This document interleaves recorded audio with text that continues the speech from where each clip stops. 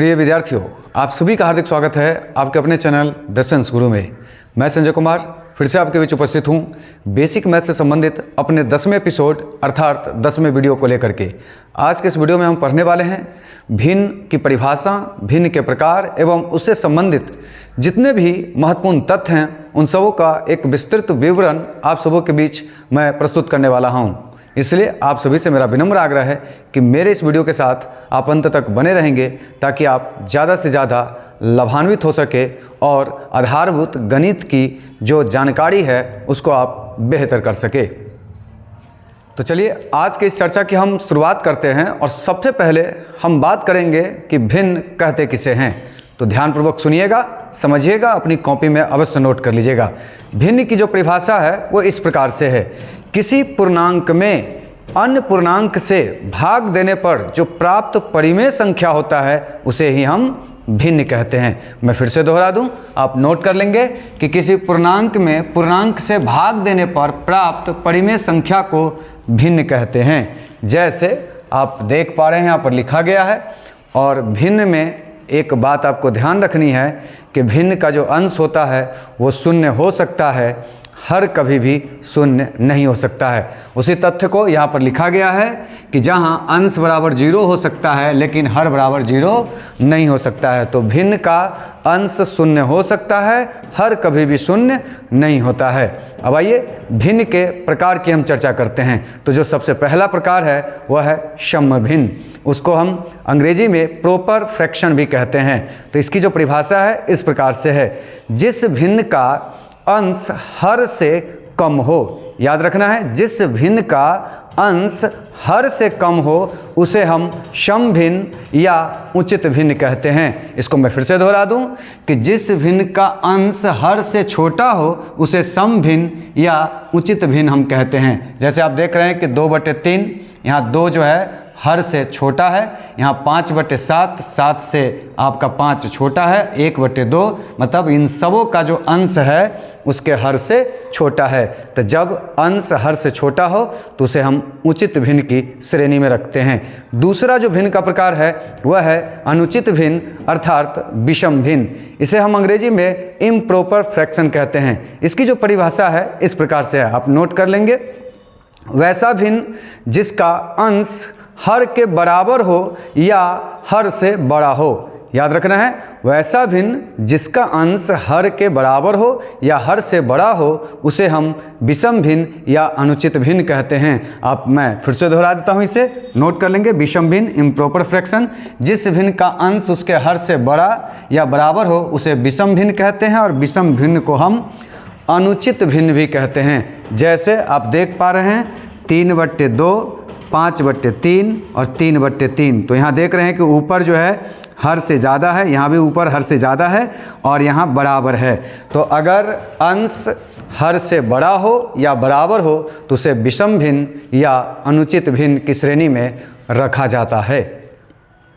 भिन्न के जो अन्य प्रकार शेष रह गए हैं मैं उसकी चर्चा बारी बारी से करने जा रहा हूं। आप सभी से मैं पुनः आग्रह करता हूं कि मेरी बात को सुन समझ करके अपनी कॉपी में अवश्य नोट कर लीजिएगा। जो भिन्न का जो आगे जो प्रकार है वह इस प्रकार से है, उसका नाम है संयुक्त भिन्न। इसे अंग्रेजी में हम लोग कहते हैं मिक्स्ड फ्रैक्शन। इसकी परिभाषा है कि जिस भिन्न में पूर्णांक तथा समभिन्न दोनों सम्मिलित होते हैं उसे संयुक्त भिन्न कहते हैं। मैं फिर से दोहरा देता हूँ, वैसा भिन्न जिसमें पूर्णांक और समभिन्न दोनों सम्मिलित होता है उसे हम संयुक्त भिन्न कहते हैं। इसके जो उदाहरण है आप देख पा रहे हैं कि 2 पूर्णांक 1/4, इसमें 2 पूर्णांक है और 1/4 समभिन्न है।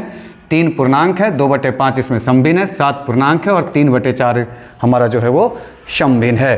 तो पूर्णांक और समभिन्न का जो संयुक्त रूप होता है उसे ही हम संयुक्त भिन्न कहते हैं। आगे जो भिन्न का प्रकार है वह यह है तुल्य भिन्न। इसे अंग्रेजी में इक्वल फ्रैक्शन कहते हैं। ऐसे भिन्न जिनके मान बराबर हो तुल्य भिन्न कहलाते हैं। परिभाषा मैं फिर से दोहरा देता हूँ, वैसे भिन्न जिसके मान आपस में बराबर हो जाते हैं उसे हम तुल्य भिन्न कहते हैं। जैसे उदाहरण के तौर पे 3/4, 6/8, 9/12। अगर मैं 6/8 और 9/12 को अगर मैं विभाजित कर दूं, इसके सरलतम रूप में लिख दूं तो इसका भी मान 3/4 और इसका भी मान 3/4 प्राप्त हो जाएगा। इसलिए इस भिन्न को हम तुल्य भिन्न की श्रेणी में रखेंगे। आगे जो भिन्न का प्रकार है वह है व्युत्क्रम भिन्न। इसे हम अंग्रेजी में रेसिप्रोकल फ्रैक्शन कहते हैं। वैसे भिन्न जो किसी अन्य भिन्न अंश तथा हर को आपस में बदल देने पर प्राप्त होता है उसे व्युत्क्रम भिन्न कहते हैं। ध्यान से सुनिएगा, वैसे भिन्न जिसके अंश और हर को आपस में बदल देने पर जो नया भिन्न हमें प्राप्त होता है उसे ही हम व्युत्क्रम भिन्न कहते हैं। उदाहरण के तौर पर देख पा रहे हैं, जैसे 3/2 है, अगर मैं इसके अंश हर को बदल दूँ तो ये 2/3 हो जाता है। 5/7 है, इसको मैं बदल दूँ आपस में अंश हर को तो ये 7/5 हो जाता है। तो ये जो हमारा है 3/2 का व्युत्क्रम हो जाएगा 2/3, 5/7 का व्युत्क्रम हो जाएगा 7/5। ये जो उदाहरण है इसे ध्यान से सुनिएगा, समझिएगा और नोट जरूर करते रहिएगा। आगे जो भिन्न का प्रकार है वह है समहर भिन्न। इसे अंग्रेजी में लाइक फ्रैक्शन कहते हैं। वैसे भिन्न जिसके हर समान हो उसे समहर भिन्न कहते हैं। ध्यान रखना है, वैसे भिन्न जिसके सभी का हर आपस में बराबर हो।